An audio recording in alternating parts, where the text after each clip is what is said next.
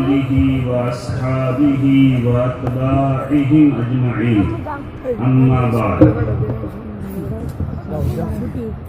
معزز و مکرم علماء کرام، دینی بھائیوں، دوستوں اور طلباء ساتھیوں، اللہ تبارک و تعالیٰ کا جتنا بھی ہم شکر ادا کریں کم ہے۔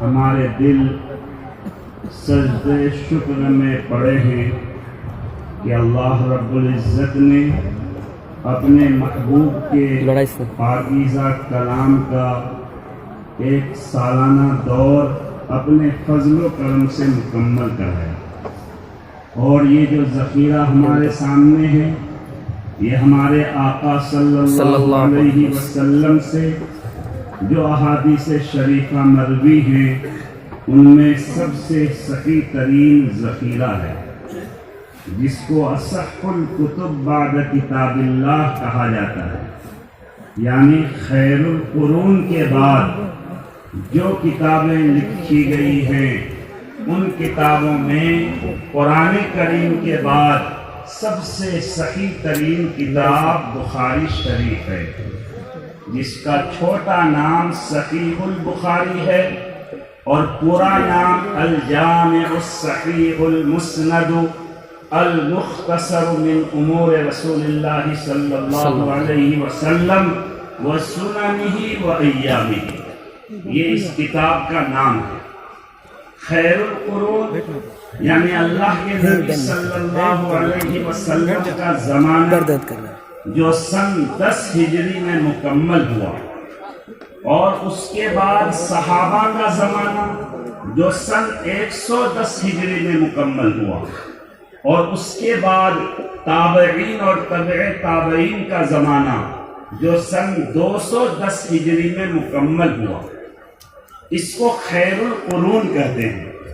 اس زمانے میں بھی بہت ساری معتبر کتابیں لکھی گئی ہیں، اور ان کتابوں میں جو احادیث شریفہ ہیں ان میں کوئی راوی بیچ میں اتنے نہیں ہیں کہ ان کو ضعیف کہا جائے، جیسے صحابہ کی کتابوں میں الصحیفۃ الصادقہ حضرت عبداللہ ابن عمر رضی اللہ تعالی عبداللہ ابن عمر ابن عاص رضی اللہ عنہ کی کتاب ہے، اور خیر القرون کے اخیر زمانے میں حضرت امام ابو حنیفہ رحمۃ اللہ علیہ کی کتاب کتاب الآثار ہے، امام مالک رحمۃ اللہ علیہ کی کتاب موطا امام مالک ہے۔ یہ کتابیں بھی بہت صحیح ترین کتابیں ہیں۔ موطا امام مالک میں کوئی حدیث ضعیف نہیں ہے، سب صحیح حدیثیں ہیں۔ لیکن خیر القرون کے بعد امام بخاری رحمۃ اللہ علیہ 194 ہجری میں پیدا ہوئے، اور 215 کے بعد انہوں نے یہ کتاب لکھی۔ تو خیر القرون کے بعد جو کتابیں لکھی گئی ہیں ان میں سب سے صحیح ترین کتاب یہ ہے، اور امت کا اس پر اجماع ہو گیا کہ اس کتاب کے پڑھے بغیر کسی کو مولانا، عالم، جناب نہیں کہا جائے گا، چاہے وہ معلومات کا ذخیرہ جمع کرنا ہو سکتا ہے۔ ایک جنرل نالج والا یوٹیوب سے، گوگل بابا سے معلومات کا بہت بڑا ذخیرہ جمع کر لیا، ہمارے فاضل اور عالم کے پاس اتنا ذخیرہ نہیں ہے، لیکن پھر بھی کوئی ان کو مولانا کہنے کے لیے تیار نہیں ہے۔ کیوں؟ اس لیے کہ انہوں نے بخاری شریف مکمل نہیں کی ہے۔ اس لیے اس کتاب کی یہ مقبولیت کی بات ہے کہ امت کا اس پر اجماع ہو گیا کہ اس کتاب کو پڑھے بغیر ہم عالم نہیں کہیں گے، علم والا نہیں کہیں گے، ورنہ تھوڑا علم والا بھی علم والا ہے، جس کے پاس 6 نمبر کا علم ہے وہ بھی عالم ہے، لیکن عرف میں ان کو عالم نہیں کہا جائے گا۔ جیسے میرے پاس بھی کچھ مال ہے مگر کوئی مجھ کو مالدار نہیں کہے گا، حضرت کو مالدار کہے گا، کیوں؟ میرے پاس مال ہے، کیونکہ ایک مقدار ہونی چاہیے مال کی، تو ہی مالدار آدمی کہا جائے گا۔ اسی طرح علم کی ایک مقدار ہونی چاہیے تو ہی ان کو عالم کہا جائے گا۔ تو علماء کا اس پر، امت کا اس پر اجماع ہو گیا کہ علم کی کیا مقدار ہونی چاہیے. مال کی تو گنتی ہو سکتی ہے، علم کی تو گنتی نہیں ہو سکتی ہے.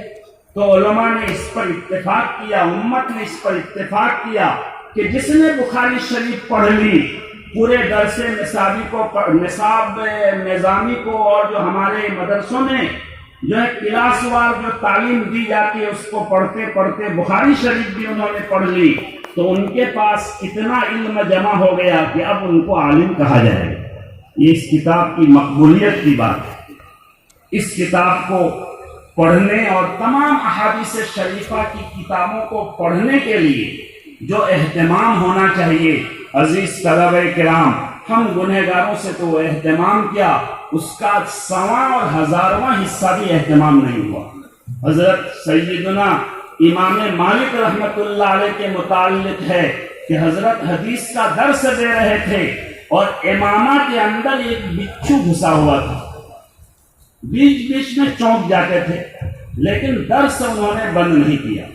درس مکمل کرنے کے بعد جب حضرت نے امامہ اتار کر دیکھا تو دیکھا اندر بچھو، لیکن بچھو کے دم کو سہتے رہے، لیکن درس کی عظمت کی وجہ سے بیچ میں انہوں نے امامہ نہیں کھولا، درس کو منقطع نہیں کیا. یہ ان احادیث شریفہ کے پڑھنے کی اور ان کے درس اور تدریس اور تدرس کی اہمیت اور عظمت ہے. ہم گنہگاروں سے تو اس کا 100واں 1000واں حصہ بھی ادا نہیں ہوا، لیکن اللہ تعالیٰ کی ذات سے امید ہے کہ اللہ تبارک و تعالیٰ اس گئے گزرے زمانے میں ہم گئے گزروں کو جب اس ذخیرہ کو اور احادیث شریفہ کو پڑھنے پڑھانے کے لیے قبول فرمایا تو اللہ ضرور اس کو قبول بھی فرمائیں گے. اللہ کے لیے کوئی مشکل نہیں ہے. اس لیے ہم اللہ کا شکر ادا کرتے ہیں کہ الحمدللہ ہمارے 200 سے زائد طلبہ آج ان کے سروں پر ان کے اساتذہ کرام نے دستار فضیلت اور دستار ذمہ داری رکھ دی ہے. کل میں نے دارالحدیث جے نگر میں جو ہے ایک چھوٹی سی حدیث سنائی تھی. حضرت ابو امامہ باہلی رضی اللہ عنہ فرماتے ہیں کہ اللہ کے نبی صلی اللہ علیہ وسلم لا یولی والیا الا یعممہ، کہ کسی کو اگر ذمہ دار بناتے، لشکر کا امیر بناتے، کسی صوبہ کا گورنر بناتے تو ان کے سر پر امامہ باندھتے. یہ امامہ جہاں فضیلت کے لیے ہے وہیں یہ ذمہ داری کا بھی امامہ ہے. ان فضلائے عزیز پر جو ہے یہ ذمہ داری آ گئی کہ اب آپ کو خود چلنا ہے. اب تک تو آپ کے اساتذہ آپ کو انگلی پکڑ کے چلا رہے تھے، ڈنڈا مار کر جگا رہے تھے. اب آپ کو کوئی انگلی پکڑ کر نہیں چلائے گا، ڈنڈا مار کر نہیں جگائے گا. اب آپ کو اپنے پاؤں چلنا ہے. اب تک آپ کی کوتاہی پر یہ کہہ کر درگزر کی جاتی تھی کہ بچہ ہے، لیکن اب امت اور قوم آپ کی ایک ایک حرکت کو دیکھے گی. تھوڑی سی کچھ بھول ہوئی تو آپ بھی گئے، آپ کے اساتذہ اور آپ کا مدرسہ بھی گئے کہ اچھا یہ عالم ایسا ہے، کہاں سے فارغ ہے بھائی، کس جگہ کا پڑھا ہوا ہے، کیسے اس اساتذہ نے ان کی کیا تربیت کی ہے، اس مدرسے میں کیا تربیت ہوتی ہے، سب کو لے ڈوبے. اس لیے آپ پر ایک بہت بڑی ذمہ داری ڈالی گئی ہے. اللہ تعالیٰ اس ذمہ داری کو پورا کرنے کی توفیق دے، اور جس اللہ نے یہ ذمہ داری ڈالنے کی صورت مہیا کی اسی سے ہمیں لو لگا کر دعا کرنی چاہیے کہ اللہ ہم کو اپنے دین کی خدمت کے لیے اور جو امانت ہمارے ان سند متصل اساتذہ کرام کے ذریعہ سے پہنچی ہے، یہ امانت اللہ کے بندوں تک پہنچانے کی توفیق دے. ابھی ہمارے ان عزیز بچوں نے متصل سند کے ساتھ جو حدیثیں پڑھی ہیں ان پر تو تقریر کی جائے تو اس کے لیے طویل وقت چاہیے، لمبا وقت چاہیے. اس کے خاص باتوں کی طرف میں اشارہ کرنا چاہتا ہوں. امام بخاری رحمت اللہ علیہ کی کتاب، پہلی جو کتاب ہے، پہلا حصہ ہے وہ کتاب الایمان ہے، اور آخری حصہ بھی کتاب الایمان ہے. عنوان گرچہ کتاب التوحید والرد علی الجہمیہ، توحید اور ایمان ایک ہی چیز ہے. حضرت نے شروع بھی کتاب الایمان سے فرمایا اور ختم بھی کتاب الایمان پر فرمایا۔ اس سے جہاں حضرت یہ اشارہ کرنا چاہتے ہیں کہ صرف ایمان لانا کافی نہیں ہے، ایمان پر استقامت بھی ضروری ہے۔ جو ایمان اللہ نے ہمیں اپنے فضل سے عطا کیا ہے اس پر مداومت و موت تک اس ایمان پر ہم قائم و دائم رہیں، روح نکلنے تک ایمان باقی اور سلامت رکھ لیں تو ہم کامیاب۔ تو شروع سے اخیر تک ایمان پر استقامت کی طرف حضرت نے اشارہ کیا۔ وہیں حضرت کا جو پہلا حصہ ہے کتاب الایمان کا، دیکھیے ایمان میں دو جز ہے، ایک لا الہ الا اللہ، لا الہ اللہ کے سوا کوئی معبود نہیں، الا اللہ صرف اللہ معبود ہے۔ ایک نفی تردید، غیر اللہ کی تردید کر دی گئی، نفی کر دی گئی، اور ایک اللہ کو ثابت کیا گیا۔ تو کتاب الایمان جو شروع میں ہے اس میں ایمان کی حقیقت کو کے ساتھ امام بخاری کا زور دوسرے جز پر ہے کہ ایک اللہ ہے، اللہ کی کیا حقیقت ہے، ایمان کی کیا حقیقت ہے، اللہ پر ایمان لانے کے کتنے درجے ہیں، کتنے شعبے ہیں، یہ حضرت نے بیان کیا۔ اس کے بعد پوری کتاب میں ایمان کے شعبوں کو بیان کیا، یعنی پورے احکام شرعیہ کو، طہارت، نماز، روزہ، یہ سب جو ہے احکام شرعیہ ایمان کے شعبے ہیں۔ پھر اخیر میں حضرت نے پہلے والے جز پر زور ڈالا کہ دیکھو ایمان خالص کے لیے جہاں ایک اللہ کو ماننا ضروری ہے وہیں غیر اللہ کی نفی بھی ضروری ہے، اور اللہ کی وحدانیت پر کوئی ڈاکہ ڈالے تو ان کی تردید بھی ضروری ہے۔ چنانچہ حضرت اپنے زمانے میں، حضرت کے زمانے میں جو باطل فرقے تھے، جو ایمان پر مختلف انداز سے ڈاکہ ڈالنے والے تھے، قدریہ، جبریہ، مرجیہ، جہمیہ، کرامیہ، خوارج، معتزلہ، یہ سب فرقے حضرت کے زمانے میں تھے، اور ان میں جو معتزلہ کا فرقہ تھا یہ بہت مضبوط تھا۔ معتزلیوں کی بالکل حکومت قائم تھی، بادشاہ وقت معتزلی تھا، لیکن حضرت نے ان تمام فرقوں کی پرزور تردید کی۔ لیکن یہاں ہمیں دو سبق ملتا ہے، اور بھی سبق ملتے ہیں، میں خاص طور سے یہ دو سبق یاد رکھنا چاہوں۔ بہت مرتبہ ہم کہتے ہیں کہ بس اختلافی بات مت کیجیے، کسی کے خلاف مت بولیے، ہاں یہ بات بہت اچھی بات ہے، مگر اپنے پرائیویٹ معاملے میں گھر میں اختلاف مت کیجیے، رشتہ داروں میں توڑ پیدا مت کیجیے۔ لیکن کوئی ایمان پر ڈاکہ ڈالے، قرآن و سنت پر ڈاکہ ڈالے، گمراہ کن عقیدہ کو وہ جو ہے کہ تبلیغ کرے، تو ان کے خلاف بولنا یہ ایمان کے اندر شامل ہے۔ چنانچہ امام بخاری نے ان تمام فرقوں کی تردید کی۔ لہذا اس میں کوئی بات نہیں کہ ہم اختلافی بات نہ بولیں، ضرور اختلافی بات ایسے موقع میں بولنی چاہیے جب کسی کے اختلافی بات سے گمراہی پھیلے۔ ایک آدمی نے کوئی ایسی بات کہہ دی جو قرآن و سنت کے خلاف ہے، جو قوم و ملت کے خلاف ہے، جس سے امت اور قوم گمراہ ہو جائے گی، تو ایسے موقع میں ڈنکے کے چوٹ اس کی تردید کرنی چاہیے۔ ایسے موقع میں یہ نہیں سوچنا چاہیے کہ نہیں ہم کو اختلافی بات نہیں بولنی۔ ہاں اتنی بات ضروری ہے کہ اگر ہم اپنی بات کو مؤثر بنانا چاہتے ہیں اور یہ چاہیں کہ اس کا فائدہ ہو نقصان نہ ہو، تو 4 شرطیں کہ بات حق ہو، پہلے اس پر مضبوط ہو جائے کہ میں جو کہہ رہا ہوں وہ حق ہے۔ دوسری شرط ہے کہ نیت حق ہو، اگر ہم حق نیت کے ساتھ بات کہیں تو بات ریکشن نہیں کرے گی۔ تیسری شرط ہے کہ طریقہ بھی حق ہو، بات کہنے کا انداز بھی صحیح ہو،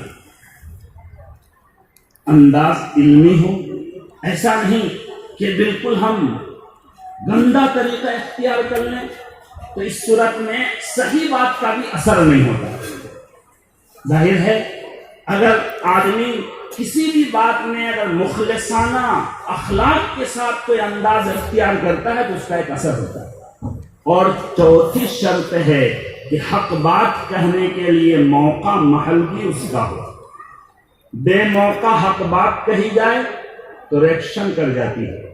جنازہ کھڑا ہے اور مولانا صاحب تقریر کر رہے ہیں، فن کے ما طاب لکم، 4 نکاح کرو، ڈبل شادی کرو، تو بتائیے یہ بے موقع بات ہے۔ شادی کا پنڈال ہے اور وہاں پر آپ جو ہے تقریر کر رہے ہیں موت کے بارے میں۔ ایک مرتبہ میں بیمار ہو گیا، پیٹ میں میرا گھاؤ ہو گیا، ایک صاحب عیادت کرنے آئے اور کہنے لگے ہمارا فلاں رشتہ دار کا اسی طرح پیٹ میں گھاؤ ہو گیا تھا اور وہ گھاؤ کا زخم اندر چلا گیا اور مر گیا۔ دیکھیے یہ تو مجھے اور بیمار بنا دیا۔ بات تو انہوں نے حق کہی، کوئی غلط واقعہ نہیں کہا، لیکن یہ موقع نہیں تھا۔ بیمار کی تیمارداری میں تسلی کے کلمات کہنے چاہیے، تو تردید کرنی چاہیے باطل کی، لیکن حق بات کہے، نیت حق ہو، طریقہ حق ہو اور موقع محل بھی حق ہو تو اس بات کا اثر ہوتا ہے۔ ایک سبق تو یہ ملا۔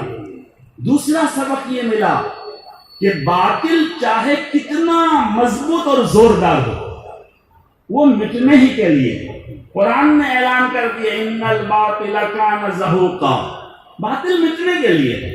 کبھی ایسا ہوتا ہے کہ باطل اتنا زوردار انداز میں اتنے بڑی جمعیت کے ساتھ ظاہر ہوتا ہے کہ اہل حق گھبرا جاتے ہیں کہ بھائی کیسے کچھ کہیں، کیسے اس کے خلاف بولیں، جو ہے ورنہ سب لوگ مجھ پر ٹوٹ پڑیں گے۔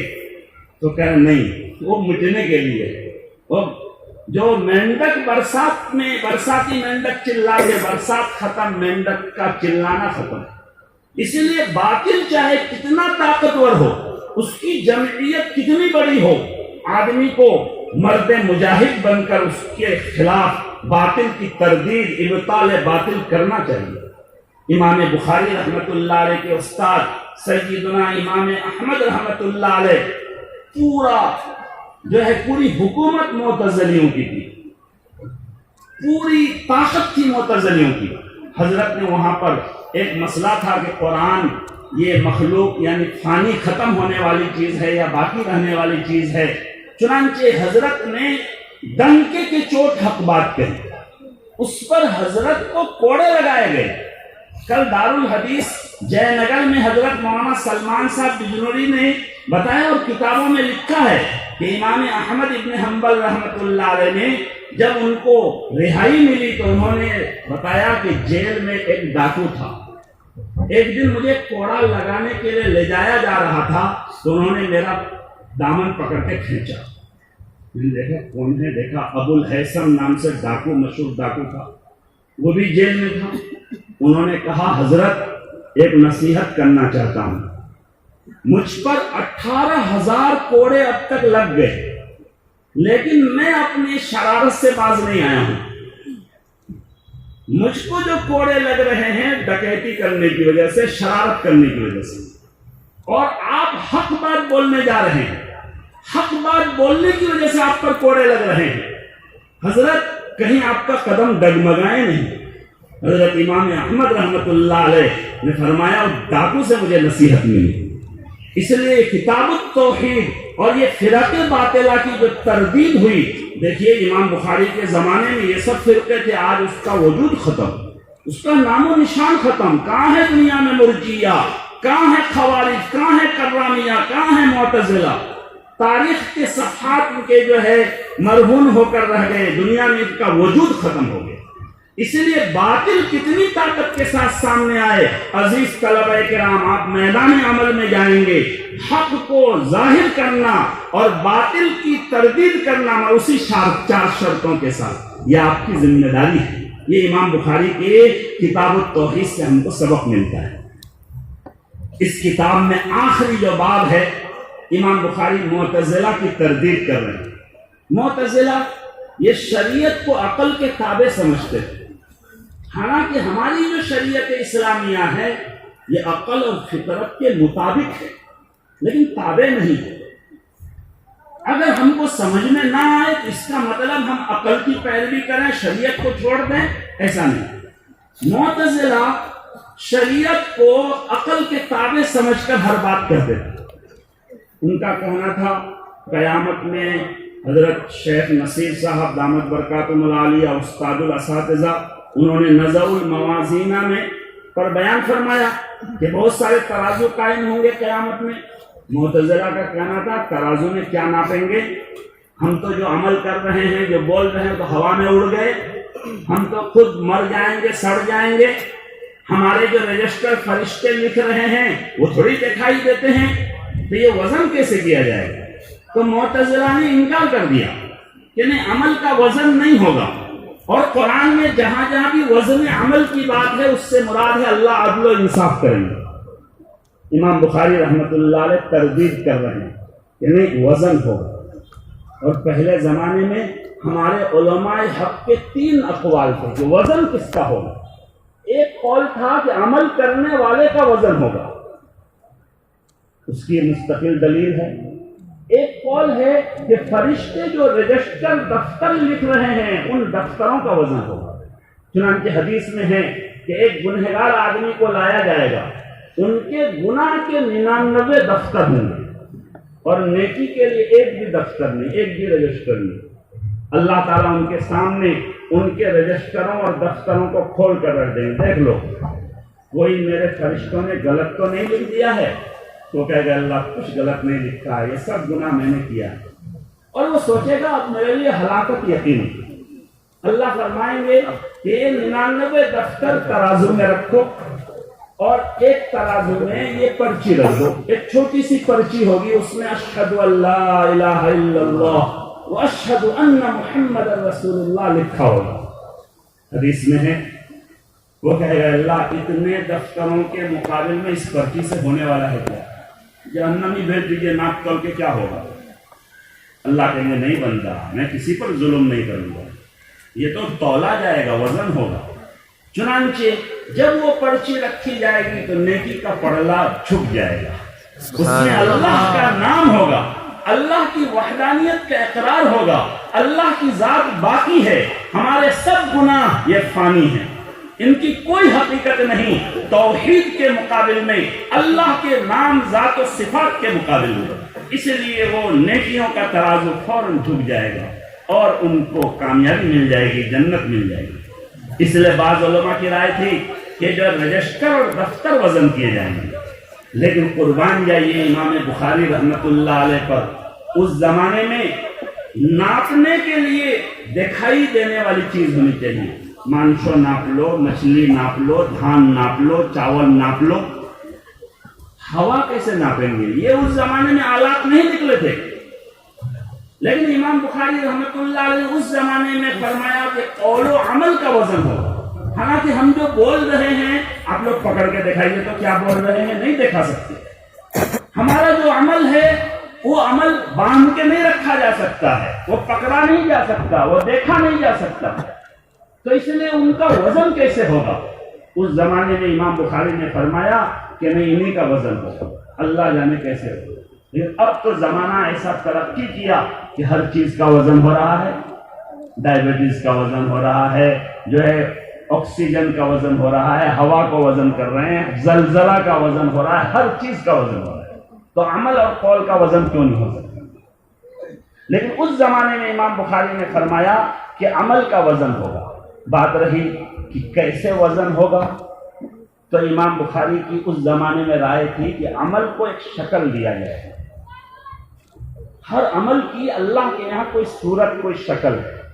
چنانچہ بہت بڑے محدث ہیں، بخاری شریف میں سینکڑوں جگہ نہیں ہزاروں جگہ ان کا نام آیا ہے۔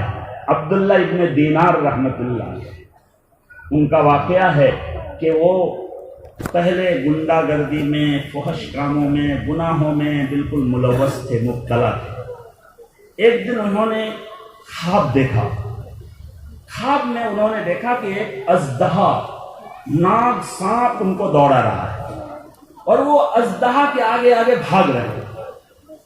راستے میں دیکھا ایک بوڑھا کمزور آدمی لاٹھی لے کر کھڑا ہے، یہ گیا اس بوڑھا کے پاس کہ بچاؤ. اس نے کہا دیکھو میں بہت کمزور ہوں, میں تم کو کیسے بچاؤں گا. ایک کام کرو, اس پہاڑ میں کچھ امانتیں ہیں, یہ پہاڑ میں چڑھ جاؤ, ہو سکتا ہے تمہاری بھی کوئی امانت وہاں ہو. وہ دوڑ کے بھاگ کے پہاڑ میں چڑھ گیا. تو ان کی ایک معصوم بچی جو بچپنا میں انتقال کر گئی تھی, وہ دوڑ کے آ کے اپنے ابا کو چمٹ گئی اور کہنے لگی ابا اب جانتے ہیں وہ اژدہا جو آپ کا پیچھا کر رہا تھا وہ کیا تھا؟ کہا نہیں بیٹی. کہا وہ تو آپ کا برا عمل ہے, آپ اتنے گناہ اتنی برائی کرتے ہیں کہ وہ اژدہا کی طرح طاقتور زہریلا بن گیا.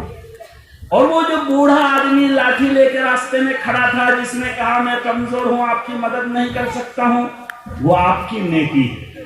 آپ کی نیکی بہت کمزور ہے اور میں آپ کی بچی ہوں, بچپنا میں میرا انتقال ہوا تھا, اس لیے اللہ نے میرے ذریعہ سے آپ کو اس اژدہا سے بچا دیا. یہ سن کر ان کی آنکھ کھل گئی, فوراً انہوں نے توبہ کیا کہ اللہ اب کبھی گناہ نہیں کروں گا, اور بڑے محدث بنے. دیکھیے اس واقعہ سے معلوم ہوا کہ نیک عمل بھی ایک شکل میں تیار ہوئی. کمزور نیک عمل کیا تھا تو بوڑھا لاٹھی والا دکھائی دیا, اور گناہ زیادہ تھا تو اژدہا سانپ کی طرح دکھائی دیا. تو لہذا اس زمانے میں امام بخاری اور جو لوگ عمل اور قول کے وزن کے قائل تھے وہ یہ کہتے تھے, لیکن اس زمانے میں تو یہ واضح ہو گیا کہ عمل کا وزن ہوگا. اب بات رہی کن کے اعمال کا وزن ہوگا. جلالین کی ایک شرح ہے جمل, اس میں ہے کہ انبیاء کے اعمال کا وزن نہیں ہوگا. کیوں کہ انبیاء تو معصوم بے گناہ ہیں, ان کے پاس تو نیکی ہی نیکی ہے. وزن کرنے کا مطلب تو ہوگا کہ نیکی زیادہ ہے نہ برائی زیادہ ہے, یہ دیکھا جائے. انبیاء کرام کے پاس تو نیکی ہی نیکی ہے, تو وزن کر کے کیا فائدہ. تو انبیاء کے اعمال کا وزن نہیں ہوگا. علامہ ابن حجر رحمۃ اللہ علیہ فرماتے ہیں کہ اسی طرح وہ مومنین مخلصین جن کے پاس نیکی ہی نیکی ہو, گناہ بالکل نہ ہو, ان کے عمل کا بھی وزن نہیں ہوگا. چنانچہ حدیث میں ہے کہ 70,000 مومنین بغیر حساب کتاب کے جنت میں داخل کیے جائیں گے. ان کا حساب کتاب نہیں ہوگا تو وزن بھی نہیں ہوگا, کیونکہ ان کے پاس گناہ ہے ہی نہیں, نیکی ہے. علماء نے فرمایا اگر یہ بات ہے تو ان کفار کا جس کے پاس کوئی نیکی نہیں ہے, ان کے اعمال بھی وزن نہیں کیے جائیں گے. مرتے ہی لے تو جوتا دے جوتا شروع, کوئی حساب کوئی وزن نہیں, کیونکہ نیکی تو ہے ہی نہیں. ہاں وہ کفار جو کچھ نیکی کا کام بھی دنیا میں کرتے ہیں, غریبوں کی مدد کر دیے, یتیموں کی مدد کر دیے, کسی بھوکے کو کھانا کھلا دیا, کسی جو ہے پیاسے کو پانی پلا دیا, ان کے اعمال کا وزن ہے. اور دیکھیے گنتی نہیں ہوگی, وزن ہوگا. کوالٹی دیکھی جائے گی, گنتی نہیں ہوگی کتنی نیکی کتنا جو ہے گناہ, یہ نہیں دیکھا جائے گا. اس لیے کہ امام بخاری نے پہلی حدیث اخلاص عمل کی بیان کی. اخلاص کے ساتھ چھوٹا سا عمل بھی بہت وزنی بن جائے گا. ایک فاحشہ عورت جو کتا کو اخلاص سے پانی پلا دی, پوری زندگی کا سب گناہ معاف. وہ ایک عمل اخلاص کی وجہ سے اتنا وزنی ہو گیا کہ تمام گناہوں سے یہ اس کا وزن بڑھ گیا. اس لیے وزن ہوگا, گنتی نہیں ہوگی, یعنی کوالٹی دیکھی جائے گی. یہ نہیں کہ ہم بہت کارنامے انجام دے رہے ہیں, نہیں, اخلاص کے ساتھ دے رہے ہیں یا نہیں. اخلاص کے ساتھ تھوڑا عمل ہو تو اللہ کی نگاہ میں مقبول اور منظور ہوگا. اور اگر اللہ نہ کرے بہت عمل کر رہے ہیں, جو پوری بخاری شریف پڑھ لیے پڑھا دیے, اللہ حفاظت فرمائے, اخلاص نہیں ہے, بیکار, اس کا کوئی وزن نہیں ہوگا, الٹا یہ وبال جان بنے گا. تو وزن ہوگا اعمال کا. آگے امام بخاری رحمۃ اللہ علیہ کچھ تحقیقات کر رہے ہیں, ان میں سے ایک بات صرف بچوں کو بتا رہے ہیں. اگر آپ لوگ نہ سمجھیں تو کوئی بات نہیں, ایک دو بات ایسی آنی چاہیے جن کو سب لوگ نہ سمجھیں, ورنہ سب لوگ پھر بخاری چلانے لگیں گے. اسی لیے کچھ باتیں ایسی بھی آنی چاہیے کہ سب لوگ نہ سمجھیں, تاکہ سمجھیں کہ نہیں, بخاری شریف میں کچھ ایسی بھی باتیں ہوتی ہیں جو ہمارے سمجھ سے اوپر. چنانچہ امام بخاری نے ایک لفظ کی تحقیق کی ہے کہ یہ مجرد سے اس میں فاعل ہو تو قاصد, اس کا معنی آتا ہے ظالم. قرآن میں وَأَمَّا الْقَاسِطُونَ فَكَانُوا لِجَهَنَّمَ حَطَبًا، اور قسط ہی سے مشتق ہے مقسط باب افعال سے، تو اس کا معنی آتا ہے انصاف، منصف۔ اکثر علماء یہی کہتے ہیں کہ اصل میں یہ ازداد میں سے ہے، ظالم، اور اگر مزید فی سے یہ باب افعال سے ہو تو اس کا معنی ہوگا منصف۔ مگر ہمارے بزرگوں کی توجہ کی برکت سے آپ کو لائٹ خراب دکھ رہی ہوگی، دارالعلوم دیوبند کے مائناز محدث تشریف لانے والے تھے، ان کی جگہ ہمارے بزرگوں نے مجھے بیٹھا دیا۔ لائٹ چمکدار گرچہ نہیں ہے مگر پیچھے جو بیٹری ہے وہ بیٹری وہی ہے جو دارالعلوم دیوبند کے حضرت کے پیچھے بیٹری ہے، یعنی ہمارے اکابر، ہمارے اسلاف کی توجہ۔ تو ان بزرگوں کی توجہ سے اس بندے نے یہ تحقیق کی کہ نہیں، ایسا بھی ہو سکتا ہے کہ ازداد میں سے بھی ہو، اور ایسا بھی ہو سکتا ہے کہ یہ الگ الگ لفظ ہے۔ کس، قسط، قسط، لغت میں 3 لفظ آتا ہے۔ قسط کا معنی تو ہے عود ہندی، عود جو یہاں پر اگر عود عطر نکالتے، قسط کا معنی ہے، اور قسط کا معنی ہے انصاف، اور قسط کا معنی ہے ظلم۔ یہ 3 الگ الگ لفظ ہے، حرکت کے اعتبار سے معنی بدل گیا۔ تو یہ قاسط یہ قسط سے مشتق ہے جس کا معنی ظالم، اور مقسط یہ قسط سے مشتق ہے جس کا معنی ہے منصف۔ اگر یہ مان لیں تو پھر ایک لفظ کا 2 معنی نہیں ہوگا۔ ویسے عربی میں ایک لفظ کے بہت سارے معنی ہوتے ہیں، اس میں بھی کوئی حرج نہیں، لیکن لغات میں یہ 3 لفظ کے 3 معنی لکھے ہیں، قسط، قسط، قسط۔ تو اس اعتبار سے قاسطون یہ قسط سے مشتق ہے، اور مقسطون یہ قسط سے مشتق ہے۔ اس اعتبار سے 2 لفظ کا الگ الگ معنی ہو گیا۔ یہ ہمارے بچوں کے لیے بتایا۔ آپ حضرات جو علماء ہیں وہ تو سمجھے ہی، اور جو نہیں سمجھے کوئی بات نہیں ہے۔ آگے امام بخاری رحمۃ اللہ علیہ آخری حدیث بیان کر رہے ہیں۔ حضرت عجیب و غریب، ذہین، فطین آدمی تھے، ہر جگہ ہر بات میں نقطہ ان کے ذہن میں ہوتا تھا۔ پہلی حدیث امام بخاری نے حمیدی کی لائے ہیں، اور آخری حدیث احمد کی لائے ہیں۔ حمید کا معنی تصغیر، کم تعریف کرنے والا، اور احمد اس میں تفضیل، بہت زیادہ تعریف کرنے والا۔ امام بخاری رحمۃ اللہ علیہ پہلے راوی حمیدی اور آخری راوی احمد دونوں کو جمع کر کے کہنا چاہ رہے ہیں کہ دیکھو، ہر حال میں اللہ کی تعریف کرو، اول آخر للہ الحمد اولا وآخر، ہر حال میں اللہ کی تعریف کرو، بلکہ اللہ کی تعریف کرنے میں تمہاری ترقی ہو۔ کتاب شروع کیے تھے اس وقت جتنی تعریف کیے تھے وہ تو تصغیر، لیکن جب ختم کیے تو اللہ کی خوب تعریف کرو، یہ اس میں تفضیل ہے۔ امام شیخ سعدی رحمۃ اللہ علیہ کا واقعہ ہے کہ حضرت کے پاؤں میں چپل نہیں تھی، وسعت اتنی نہیں تھی کہ چپل خریدیں۔ ایک دن مسجد میں اللہ سے بہت شکوہ کیے، گر گرائے کہ اللہ، دن رات آپ کی منقبت، آپ کی عظمت بیان کرنے میں لگا ہوا ہوں، آپ کے دین کی خدمت کرنے میں لگا ہوا ہوں، لیکن اتنی بھی وسعت نہیں ہے میرے پاس کہ میں پاؤں میں چپل پہنوں، چپل خریدوں۔ اور دنیا کے کتنے فاسق، فاجر، شرابی، کبابی ہیں، ان کو آپ بہت مال دے رکھے ہیں۔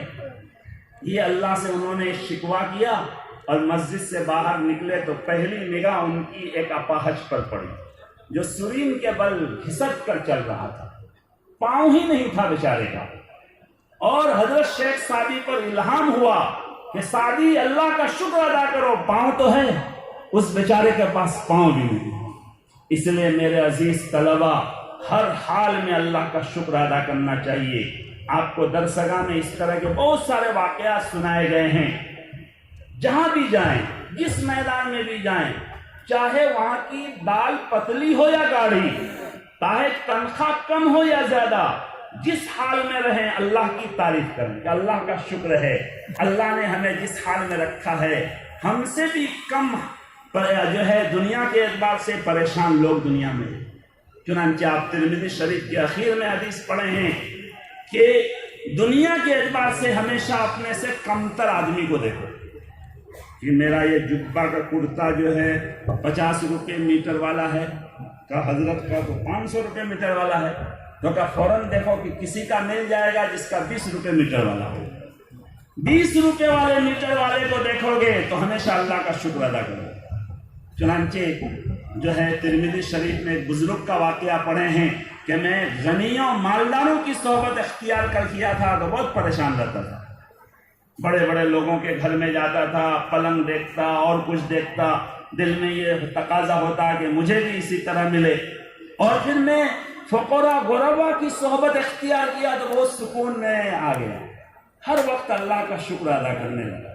اس لیے عزیز طلبہ کرام، اللہ تعالیٰ آپ کو جس میدان میں دینی خدمت کے لیے قبول فرمائیں، وہاں جو پریشانیاں ہوں، جو ہے دقتیں ہوں، ان کو برداشت کریں اور سمجھیں کہ اللہ کا شکر ہے اللہ نے اس حالت میں رکھا ہے، اور آپ وارثین انبیاء بن رہے ہیں۔ بتائیے، اللہ کے نبی علیہ السلام کے جب وارث ہیں، آپ مکہ میں پہلے حالات آئے، بعد میں دنیا آپ کے قدموں میں آ گئی، جو ہے مدینہ آنے کے بعد بھی 3 چاند آپ کا ایسا نکلتا کہ گھر میں کھجور پانی کے علاوہ کچھ نہیں ہوگا، چولہا میں آگ نہیں لگتی، صحیح حدیثوں میں آپ پڑھ چکے ہیں۔ اس لیے اگر آپ ایسے جگہ میں خدمت دین کے لیے اللہ نے آپ کو موقع دیا جہاں کچھ پریشانی آئے، تو سمجھیے کہ وراثت پوری ہو رہی ہے، وراثت کی تکمیل ہو رہی ہے۔ نبی علیہ السلام کی زندگی کا معاملہ بھی ایسا ہی تھا، پہلے پریشانی آئی، انہی پریشانی کی جگہوں میں اللہ نے پھر جو ہے فتوحات کے دروازے کھول دیے۔ اس لیے صبر و شکر کے ساتھ انشاءاللہ کام کریں گے تو اللہ تعالیٰ جو ہے ہر طرح کی عزتیں فراوانی اللہ دیں گے۔ چنانچہ حدیث پڑھ چکے ہیں، ایک حدیث میں ہے کہ 2 بھوکے مال اور حب جاہ ان کے دین کو نقصان کر جاتا ہے کہ نہیں مجھے پیسہ خوب ملے، مجھے عزت بہت ملے، نہیں، بلکہ ہم سوچیں کہ ہمارے مقدر میں جو ہے وہ ملے گا۔ اللہ کو راضی کرنے کے لیے خدمت کریں گے، صبر کریں گے تو انشاءاللہ اللہ اسباب مہیا کرتے رہیں گے۔ یہ امام بخاری رحمۃ اللہ علیہ حمیدی اور احمد سے ہم کو سبق دیے ہیں۔ اب آگے حدیث دیکھ لیجئے، بہت مشہور حدیث ہے، اور جو ہے بخاری شریف میں اور بھی کئی جگہ آئی ہے۔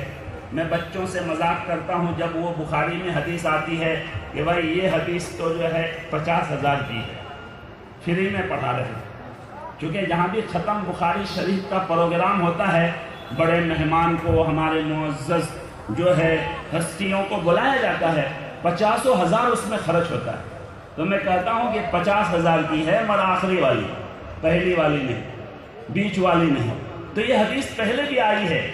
امام بخاری رحمۃ اللہ علیہ فرماتے ہیں، یہ حدیث بیان کیے ہیں کہ اللہ کے نبی نے فرمایا 2 کلمہ اللہ کو، رحمان کو بہت پسند ہے، رحمان کو ان کی رحمت ہے، پیا جسے چاہے وہی سہاگن، اللہ جس کو چاہ لے وہ جو ہے پسندیدہ ہو جاتا ہے۔ کہنا زبان پر بہت ہلکے ہیں، سبحان اللہ بحمدہ، سبحان اللہ العظیم۔ ہمارے قرہ حضرات بھی ہیں، کوئی حرف شدت کے نہیں ہیں، سب رخوہ ہیں، نرم حرف ہیں۔ ضاد کتنا شدید لفظ ہے، ایسا کوئی نہیں، سبحان اللہ بحمدہ، سبحان اللہ العظیم۔ تو لہذا بہت ہلکے پھلکے ہیں مگر رحمان کو پسندیدہ ہیں۔ جب رحمان کو پسندیدہ ہیں تو یقیناً عمل کے ترازو میں تو وزنی ہوں گے۔ اس لیے ہماری نگاہ میں ہمیشہ یہ ہونا چاہیے کہ ہم عمل رحمان کو پسند کرانے کے لیے کریں کہ میرا اللہ راضی ہو جائے، میرے اللہ کو پسند آ جائے۔ خدا کی قسم، اللہ کو اگر چھوٹا سا عمل پسند آ گیا ہمارا بیڑا پار، اور بڑا بڑا کارنامہ ہم نے انجام دیا مگر رحمان کو پسند نہیں آیا تو پھر جو ہے ہماری ستیہ ناز۔ تو رحمان کو اپنے فضل اور رحمت سے یہ 2 کلمہ پسند ہیں، سبحان اللہ بحمدہ، سبحان اللہ العظیم، کیونکہ ان دونوں کلمہ میں اللہ کی بڑائی بھی ہے، تنزیہ بھی ہے کہ اللہ ہر عیب سے پاک ہے۔ سبحان اللہ کا ہی مطلب ہے الحمدللہ، اللہ تمام خوبیوں کا مالک ہے، ہر طرح کی اچھی صفات کا اللہ مالک ہے اور ہر برائی ہر عیب سے پاک ہے۔ ہمارے جماعت کے ساتھی تعلیم وغیرہ مشورہ وغیرہ کے بعد کہتے ہیں بھائی دعا پڑھ لو، سبحانک اللہم و بحمدک۔ وہ جو دعا پڑھتے ہیں یہ حدیث میں ہے کہ یہ دعا مجلس کے لیے کفارہ ہے۔ کوئی بھول چوک ہوئی ہے، اخیر میں اللہ کی تسبیح اللہ کی تحمید کر دی جائے تو اللہ تبارک و تعالی مجلس کے جو ہے لیے اس کو کفارہ بنا دیتے ہیں، جو بھول چوک ہوئی ہے اس کو معافی کا ذریعہ بنا دیتے ہیں۔ امام بخاری رحمۃ اللہ علیہ بھی اللہ کی تسبیح اور تحمید والے کلمات کو بیان کر کے ایک تو یہ مجلس بخاری کا کفارہ ادا کر رہے ہیں کہ اگر اس کے پڑھنے میں، پڑھانے میں، چھونے میں، دیکھنے میں جو غلطی کوتاہی ہو اللہ معاف کر دے، یہ کفارہ بن جائے۔ اور ساتھ ساتھ ہمیں سبق بھی دے رہے ہیں کہ دیکھو بھائی ہمارا آخری انجام ایسا ہو کہ ہمارے دل میں اللہ کے لیے تحمید اور تسبیح ہو، اللہ کی پاکی بیان کرتے ہوئے، اللہ کی بزرگی بیان کرتے ہوئے توحید کے ساتھ ہم دنیا سے جائیں۔ چنانچہ حدیث میں ہے من کان آخر کلامہ لا الہ الا اللہ دخل الجنہ۔ یہ لا الہ الا اللہ یہ توحید کا عنوان ہے۔ اگر ایک آدمی لا الہ الا اللہ پڑھتے ہوئے دنیا سے نہیں گیا، سبحان اللہ بحمدہ پڑھتے ہوئے گیا، تو وہ بھی ایمان پر خاتمہ ان کا ہوا، حسن خاتمہ کی دولت سے نوازا گیا۔ ہمارے آقا و مولا جناب محمد الرسول اللہ کی زبان سے آخری کلمہ لا الہ الا اللہ نہیں نکلا تھا، کیا نکلا تھا؟ اللہم الرفیق الاعلی، تو اوپر والے دوست کے پاس جانا ہے۔ یہ تو توحید کا سب سے اونچا درجہ کہ میں تو بس انہی کا ہوں، انہی سے ملنے کا شوق میرے دل و دماغ میں ہے۔ تو لہذا امام بخاری رحمۃ اللہ علیہ خاتمہ کے خیر کی طرف اشارہ کر رہے ہیں اور ہمیں سبق دے رہے ہیں کہ ہر حال میں ہم اللہ کی پاکی بیان کریں، سبحان اللہ پڑھیں، الحمدللہ پڑھیں۔ اور ابن بطال مالکی رحمۃ اللہ علیہ فرماتے ہیں کہ بندہ تم پاکی بیان کرو نہ کرو، اللہ تو پاک ہی ہے۔ تم پاکی نہیں بھی بیان کرو گے تو اللہ کا کیا فرق پڑے گا؟ اللہ تو پاک ہے، مگر تم اللہ کی پاکی بیان کرو گے تو بندہ تم خود پاک ہو جاؤ گے۔ چنانچہ بخاری شریف میں حدیث ہے کہ جو آدمی اللہ کی تسبیح 100 مرتبہ پڑھتا ہے ان کے گناہ دھل جاتے ہیں، معاف ہو جاتے ہیں، چاہے دریا کے جھاگ، سمندر کے جھاگ کے برابر ان کے گناہ۔ تو ہم اگر سبحان اللہ بحمدہ پڑھیں گے تو جو ہے خود ہم پاک ہو جائیں گے۔ اللہ تو پاک ہے ہی، اس پاک ذات کا کی پاکی بیان کر کے، ان کی بزرگی بیان کر کے ہمارا دل و دماغ پاک ہوگا۔ اللہ تبارک و تعالیٰ اس کتاب کی برکتوں سے نوازے۔ وقت ہو گیا اس لیے میں 2 چھوٹی چھوٹی باتیں کہہ کر اپنی بات پوری کر رہا ہوں۔ ایک تو ہمارے عزیز طلبہ سے، جو پہلے بھی میں 2 مرتبہ کہہ چکا ہوں کہ عزیز طلبہ، جو پھل، جو ٹہنی درخت سے کٹ جاتی ہے وہ جو ہے سوکھ جاتی ہے۔